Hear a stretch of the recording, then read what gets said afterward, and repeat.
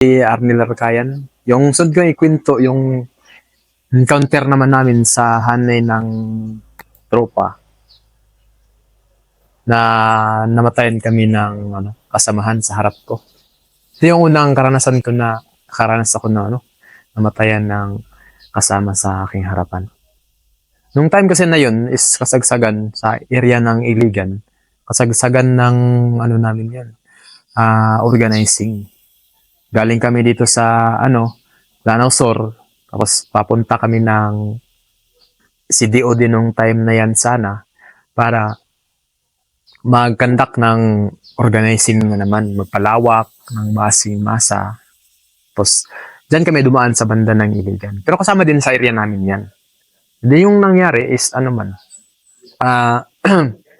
siyempre, habang nasa daanan, may makita nga mga tao, kinakausap. Sabi ganun yun na, natatingin dyan para kami, ako, kasama namin, yung mga nadaanan namin, ng mga kaya kausapin namin para ma-organize sila. Siyempre, pandagdag yun, suporta rin. Yan naman yung trabaho talaga ng NPA. Kaya yung nangyari, imbis na magdediretso kami, huminto muna kami kasi may nakausap man ng kasama na okay sila sa kilusan sa mga sama. Kaya yung plano doon, huminto muna din sa taas ng Reds sa tabi ng kalsada para balikan yun pagkagabi. Hindi nangyayari nung binalikan sana nila, hindi man yun natuloy na binalikan. Nag-stay muna kami dyan sa nagdesisyon ang mga kasamahan kami, nagdesisyon kami na magpahinga muna, mag-assessment na naman para sa mga gawain, moral, check ng moral ng mga kasama. Kinabukasan na saka alis. Tapos nakatakda na rin, nag-disperse na rin kami, maghahanay ng squad, hinati namin sa dalawang squad. Kami yung squad na may ibang mission namin. Yung mission namin, may iba kaming mission na maghanda para sa mga agraryong revolusyon. Mas kalawang sana organizing dagdag yung gawain namin. Pero yun nga, hindi nga na tuloy kasi kinabukasan, nung papaalis na sana kami, maaga kami, alis na kami. Na-encounter namin yung aga-aga kami naglakad. Tapos nauna yung isang squad na yung nadaanan pala namin, dun din yung dumaan yung mga tawag ito, yung kalaban. Kasi wala ibang madaanan, hindi kami pwede dumaan dito sa maraming sagingan. Doon kami dumaan sa sa Reds lang. Sakto naman, hindi namin namalayan pala na maaga pa, madaling araw. May pumasok na pala na tropa kasi nabisto na nga kami na nandun kami sa sa Reds na yan. Kami naman siyempre kaya nga maaga kami para makaiwas sana. Hindi namin nakaabang na pala sila, kaya naunahan yung putokan na naunahan na yung namin, mga kasamahan namin. Natamaan na yung isang babae. Nagkawatak yung team. Apat yun sila na nakauna na pukusan ng pero nakalaban naman na sila. Kami naman na sa susunod, squad namin na piling-pili, elite, kami yung nahuli kasi. Sinabihan kami ng commander namin na ipakat ninyong squad ninyo. Labanan natin. Akala ko rin lahat kami ipakat. Yun ang pagtataka ko. Bakit palaging atras na yung mga kasama? Yung pala, ang squad lang pala namin yung nila, ipapakat namin doon. Nandyan na kami. Malapit na yung nag-assault na yung hanay ng tropa doon. Yung ginagawa namin, may kasamaan yung squad leader namin. Ako yung doon, katimbang niya. nag-ano lang kami, tahimik lang kami. Ilang ano lang, nandiyan sa kabila lang sila ng ano, reeds. Malapit lang, malapit. Ilang ano lang, ilang metros lang yung layo nila. Nag-aassault sila. Hindi kami, tahimik lang, nakaposisyon kami, nakalitersay kami. Inabangan namin yung ano, hindi kami nag-iingay. Inabangan namin yung ano, tropa. Nung papalapit na sila ng papalapit, doon na nag-trigger yung mga kasama. Triggeran na kami naman. Sumabay na rin kami sa ano, malapitan lang. Hanggang na ano, wala yung putok ng ano, ng tropa nung time na yan. Eh, siyempre, ano na yung ano namin. Medyo kami mataas yung moral namin. Pero pagkatapos nun, nung wala nang putok masyado, atras na naman kami. Kasi yun yung trabaho nga namin doon.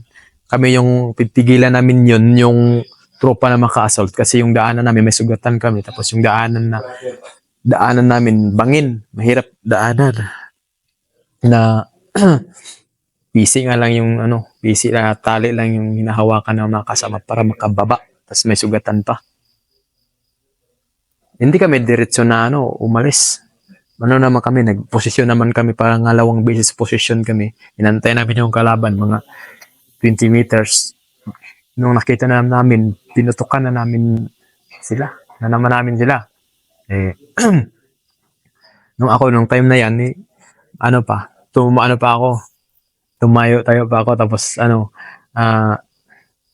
sumigaw pa ako na mabuhay ang inpi, mabuhay ang kilusan. Hindi ko alam pala na yung kasama kong isa natamaan na sa ulo. Wasak ang utak. Yung ano, wala nang ibang magbuhat sa kanya. Nung pa-withdraw na ako, sabi, nangyari? Sabi na, patay si Cons. Sige, dalahin natin. Wala na may ibang magdala. Di ako na yung nagbuhat talaga sa kanya. Kaya medyo talaga nakakapang ano yun kasi first time nga yung nangyari na na makaranas ng ganon na kasama, mabait yun na kasama ko eh. Close ko yun eh. Yung namatay. Kaya yung ginawa, hindi namin pwede iiwan yun. Kaya wala man, hindi, ayaw na magbuhat. Siguro takot yung mga kasamahan ko. Kaya yung ginawa ko, binigay ko yung baril ko, at saka yung yung mga gamit ko. Ako yung nagdala sa kanya.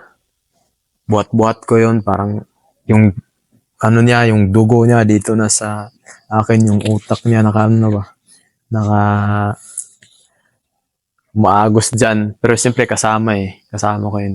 Hindi man ako naranas ng takot, kasi matakotin talaga ako dati ng yung patay. Ayaw ko nga tumingin sa labas. Kahit mga mag-anak ko yung tumingin, pero nung time na yung kasama yung namatayin ko. Eh, wala akong takot na dalhin siya. Kasi ayaw yung paniniwala kasi namin, bakit kailangan namin madala. Ako na porsiya kung dalahin yun kasi yung paniniwala kasi namin doon na kung makuha ng tropa yun, tataas yung moral niya. Na habulin lang kami, kasi patayin na kami. Tapos yung isa doon, abusuhin yung patayin patay na katawan ng kasama namin. Kaya yun yung niya. O yun yung rason kung bakit ayaw namin na makuha ng kalaban. Sa ako din, ganun din yung paniniwala ko. Kasi mahirap nga yung daan. Hirap talaga. Yung talaga na kinakapitan namin, mga mga malilit na mga kayo. Kasi bangin talaga, as in bangin talaga yung tinadaanan namin. Pero wala na kaming choice na madaanan yung time na yan kasi dito yung tropa sa taas, tapos kalsada na. Kung babalik kami sa kabila, kalsada yung madaanan. Kaya wala kami choice kundi dumadaan kami doon. Na inaano namin, binubuhat namin siya, tapos mahirap man yung daan, pinaano namin, pauna namin na isa doon, tapos siya yung magsalo doon sa namin, kasamahan namin yung namatay. Gano'ng kalungkot yun? Malungkot talaga yun na na namatayan ka kasi may alam mo naman na ayun, na yun eh. Mahihirapan ka din naman na talaga na sayang, parang sabi mo sayang namatay itong mabait pa naman itong tao, itong bata to. Tapos na siya. namatay sa ganun. Pero para maano mo naman na, ganun talaga, yung buhay, nauna lang siya, parang ganun lang. Kasi sa pakikibaka nga, to, parang ganun. Yung ano. Pero alam mo naman, na mahirapan ka din. Kung nahihirapan ako sa ganung sitwasyon, mas mahirapan din yung ibang mga kasama. Kasi alam mo naman, problemado naman yun sila. Kasi patay na nga, na ano, dala mo.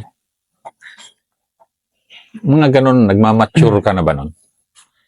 Na, ano yan, kasi, ano yan eh. Kung minsan kasi, biglang napapatigil ka rin sa mundo mo pag nakakaranas ka ng ganun, di ba? And, kahit sa amin, sa sundalo rin, nangyayari talaga yun. Yun ang nagpapalalim kasi ng samahan eh, di ba? Ganun. Ikaw, anong naging effect nun sa'yo? Yung sa akin, nakakalungkot, pero mas namomotivate din ako sa ganoong sitwasyon na mamatayan. Mas nagagalit ako dun sa kalaban ba. Kumpara sa akin. Pero yun nga, ang epekto naman dun sa iba, mamamatay. Baka sila susunod. Ganun yun. Kaya, ang epekto naman dun is, mahirapan ka namang iayos yung mga tropa mo. Okay na sana, masaya na sana, tapos biglang na-counter patayan. Bagsak na naman yung moral nila. Pero talaga sa'yo, parang ang mundo mo, parang up and down na moral, yun ang ginagawa mo talaga. No? Parang up and down, parang maintain moral, para hindi lang magbabaan yung tao nyo, di ba? Parang ganun ang ginagawa mo na lang, no? Tuloy-tuloy. Ganun talaga. Yung mo, kailangan mo yung, kung sino yung mga natin, ipataas natin yung mga, tulungan natin sila. Kung ikaw man, kailangan mong kung ako sa sarili ko, yung ginagawa ko, kailangan kong kayanin tong problema ko para, kasi mahirap yung mahirap man yung tumulong ka sa iba tapos ikaw may problema. Oo, syempre. Hindi mo yan kaya eh. Hindi mo kaya tumulong sa iba. Mas mas malalo kang babagsak pag tutulong ka na may nagkakaproblema. Kaya sa akin, pag nagkakaproblema ako, ayaw ko makipagkausap sa iba. Kasi mas madagdagan yung problema ko. Mas gusto ko magsarili. Pag okay na ako, saka ako makipagkwentuhan. Saka ako susolve yung problema na iba. Yan yun sa akin. Kaya yung nangyari na yun, sa akin, mabigat. Saka, first time ko nakaranas ng ganun. Pero, inisip ko na rin na part ng yun, ng digmaan, ganun talaga. May namamatay. At least nadala. Ang naman doon, na nadala ko. Ako yung nagdala sa kanya. Saka na-save siya. Pero yun nga, nung nakakalungkot kasi iiwan mo doon. Hindi kasi namin madala-dala na yun eh. Kasi may na yun eh. May nahabol kami, mahirap ngayon. Tapos, mga sagingan lang. Kalubihan na yung So, ganun pag mga ganun, talaga iwanan nyo talaga. Yun talaga eh. Maiwanan talaga yun. Ililibing namin yun. Yung siya, nilibing namin siya. Pagkatapos ng libing, lakad kami.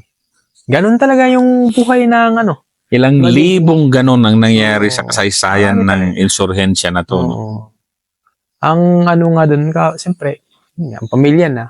Kung maisip mo sa ngayon, kawawa. Kung ikaw na dumating sa na yun, sitwasyon na yun, dun ka rin ang tawag ito, malata. Maagnas yung katawan. Malata ka rin. Parang,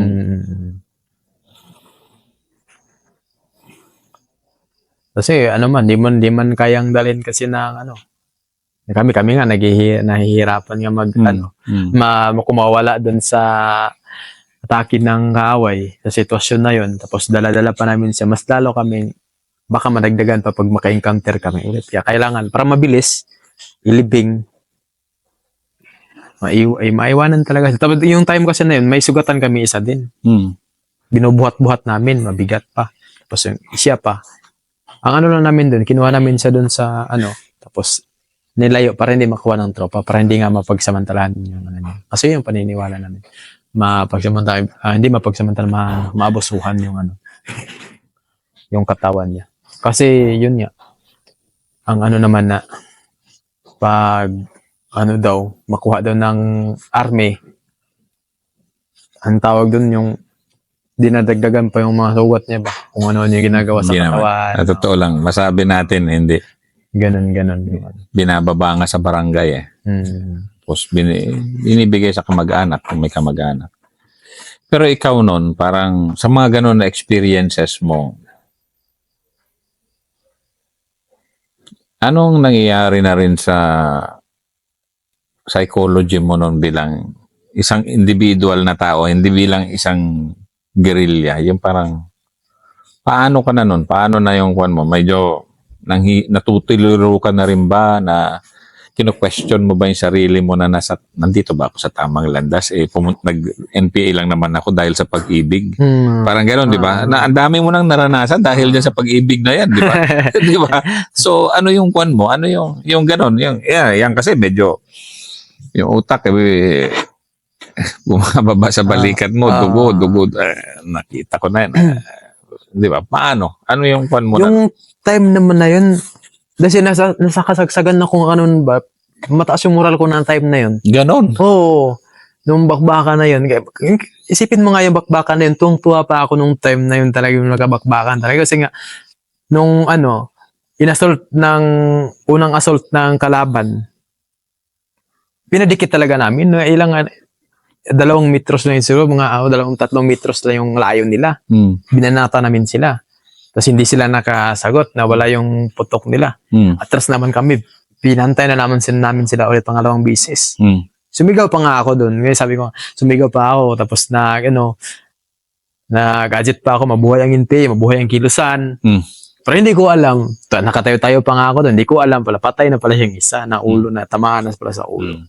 Kaya mataas talaga yung moral ko noon, pero kaya hindi talaga ako nangihina nung time na yun ba na, yung sabi na, uwi na lang ako. Kasi wala pa. Hindi pa talaga sumasagi sa ano. Hindi sumasagi talaga sa isip ko yung ganun. Mas namomotivate ako sa ganun na Grabe rin yung indoctrination mo na bilang guerrilla rin talaga. Medyo malalim na rin. Malalim ka na, no? Malalim na rin talaga yung ko dun eh.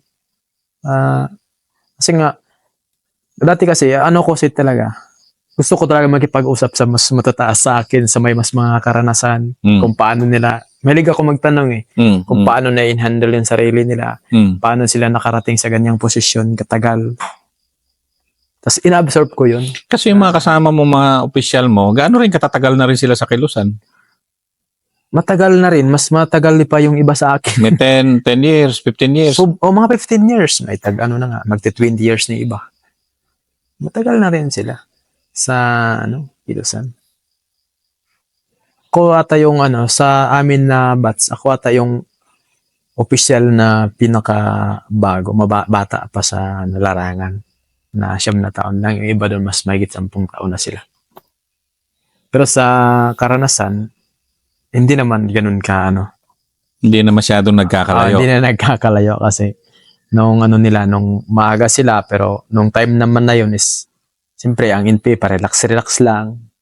Saka kasi sa akin naman, saka ako mas na-matured talaga nung grabe yung yung pressure na ng kalaban talaga. Sunod-sunod yung pressure. Tapos yung sa masa din, sa gawaing mga masa.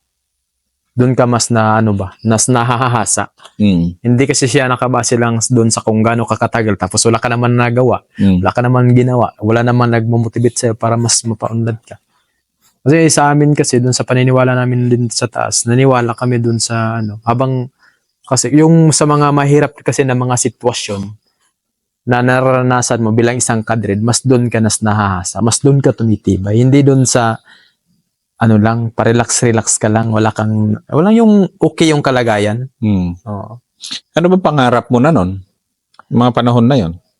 Kasi may pangarap ka para motivated ka pa eh. Anong pangarap mo sa kilusan? Doon talaga ako umuhugot talaga ba sa sa pangkabuang prinsipyo na talaga na ginagawa namin to para sa bayan, para sa mamamayang Pilipino. Itong lang. Yun yung mundo mo talaga. Doon umiikot yung mundo mo. Walang kung walang NPA, walang magrevolusyon, walang ang tawag ito, walang magdedepensa sa mamamayang inaapi. Itong mga sundalong to, ang sa amin nga, tigring papel na yung dyan eh. Tigring papel lang yan. Parang lang yan. Paper tiger. Oo, lang yan sila. Kayang-kaya natin yan. At saka isa yan sila sa dahilan kung bakit patuloy itong paghihirap na to. Kasi lang sila. Ang tawag dito. Instrumento sila sa bangis ng Estado, ng gobyerno. Kung wala kami, sino yung magdidepinsa sa mga mahihirap kung itong mga sundalo to, itong mga pulis na to, sila yung kumakain, pumapatay sa mga civilian. Ganun yung ano namin. Kaya yung time na yan, ano talaga, mataas talaga yung ano ko. Marami ka bang pera nun? Akula. Kahit piso wala. Yung nga, ikwento mo nga. I mean, Oo. may sweldo ka ba? Wala talaga. Wala talaga akong sweldo talaga doon. Pero doon, hindi ako nagkahangad talaga sa ganun. Kahit minsan nga yung mga bata ko hindi na papadalhan, pero hindi na yung asawa ko sa akin na umulit, nagagalit kasi bakit hindi ko pinapalop yung pera na Kasi budget. mayroon bang May promise? budget ng bata, 1,000 per buwan. Dalawa yung bata ko, 2,000 sana. Mag-iisang taon na, hindi napadalahan. Kasi yung sabi, walang pera, na ganito. Yung ba yung mahirap. supamil? Supamil. Supamil. Kung sa akin naman, sige lang, antayin lang natin kasi ganun yan. Hindi, kasi ikaw, nag-join ka, batang-bata, 19 years old, buong, wala kang sweldo. Wala talaga. Kahit piso, wala tayong sweldo. Pero marami kang nakitang pera na dumadating. Marami talaga. Maraming pera. Pero nandun yun sana mas nakakataas kasi sila yung nangongolekta, sila yung humahawak kasi sila yung nagbabudget.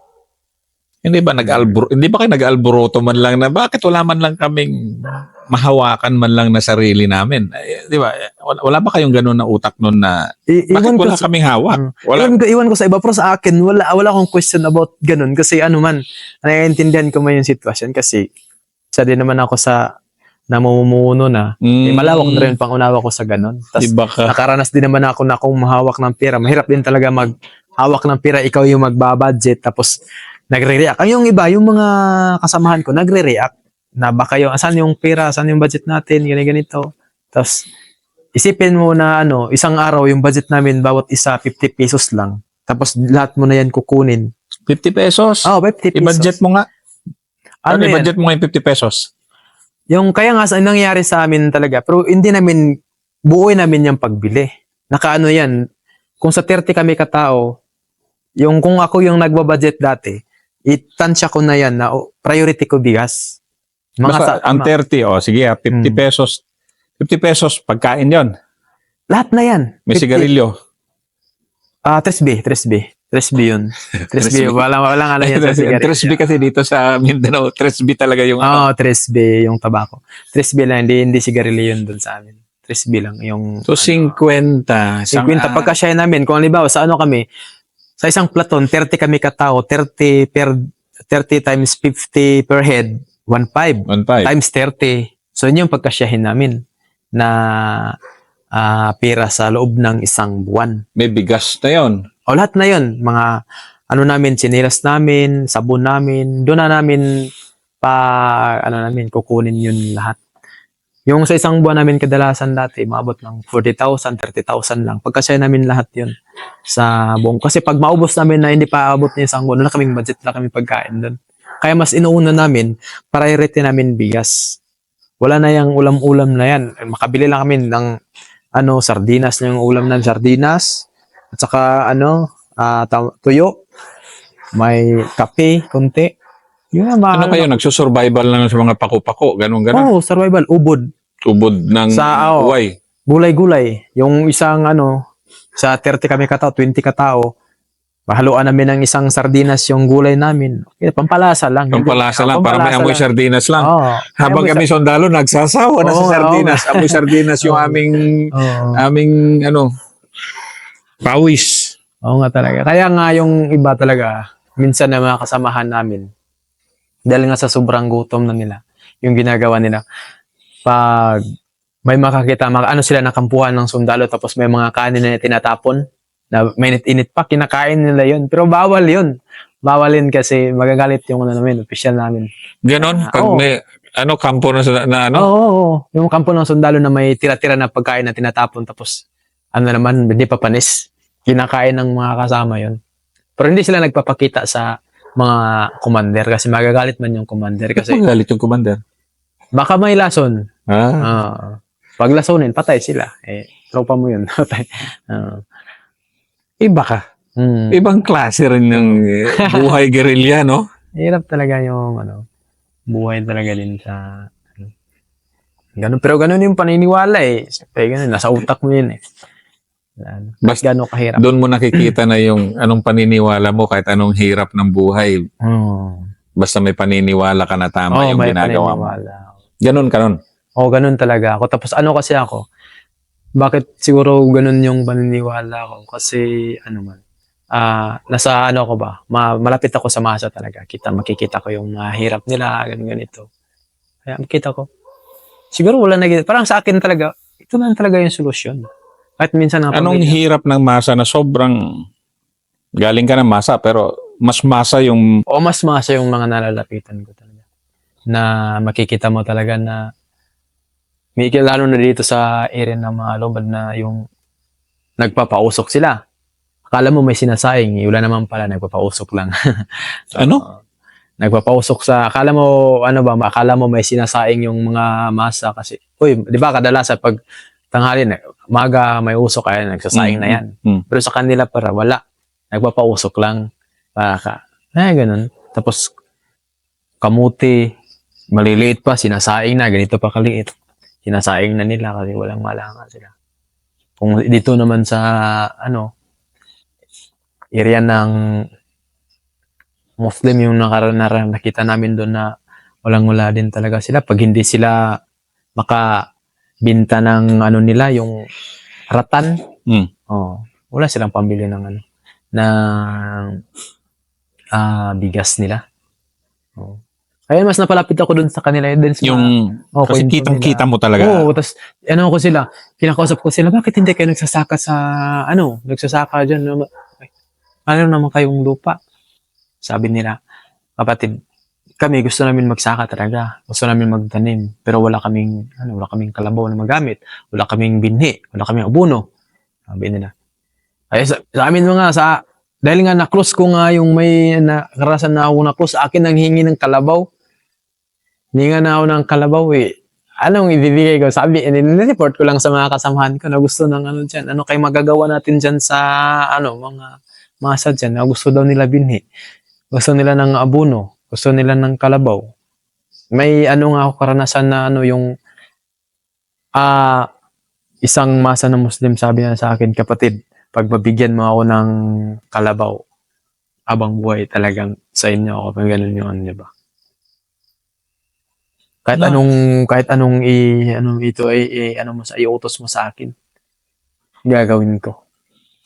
Na ngayon nakikita mo na kasi ang mundo may pera naman pala, di ba? Tapos nung panahon mo, yun wala talaga. Pero, nandun sa loob. Doon ako nakapokus kasi talaga para sa kanila eh. Kaya ang problema doon sa ganun. Kung sa ngayon nga. Ngayon, kung kita mo na, nakita mo na ang mundo. Ang problema sa ngayon, nakapokus ako doon sa problema ng iba. Tapos yung problema ng pamilya ko, limutan mo na, ganun. Kasi dalawa na rin anak mo nun. Dalawa na, pero isipin mo, dahil doon sa paniniwala ko, kahit budget nila, parang hindi na ako nasasaktan kundi sila nabibigyan. Pero pag sa masa na problema nila, doon ako nasasaktan. Pero sa pamilya ko, ibang klase. Parang nagiging na talaga. Kasi, hindi ka ba nagigilty noon na hindi ka mga buting tatay? Yun man yung doktrina doon sa taas talaga. Na secondary lang yung pamilya mo. Mas priority yung problema ng mga tao. Kasi, ang sabi doon, pag masosolve mo yung problema ng pangkabuuan, masosolve din yung problema ng pamilya mo. Kasi yung pamilya mo, part niya ng pinaglalaban mo. Ganun yung, doon. Grabe ka. Paniniwala talaga. Kung ganun talaga paniniwala, talagang hindi rin man lalambot talaga yung puso mo sa mga anak mo kung ganun. Dahil ganun din. Ganun talaga. Parang kasi pagkasimula pa lang, ganun na yung tinaturo eh. Na pag uuwi ka, individualismo ka, ganun. Mas pinipili mo yung sarili mo. Ganon? Pag kasi, yung pamilya kasi individualismo lang. Kasi sarili mo lang yung kaligayahan, yung problema ng iba, hindi mo sila tinutulungan.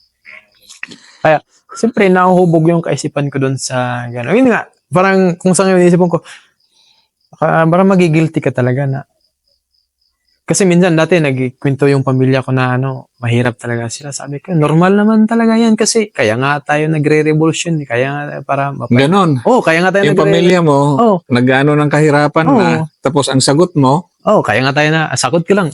Normal yan kasi kaya nga ako nagre-revolution. Kaya nga tayo magre-revolution kasi hanggat hindi nagbabago yung sistema ng lipan, hanggat yung namumuno yung mga naghaharing uri, yung mga mayayaman, walang magbabago sa kalagayan natin.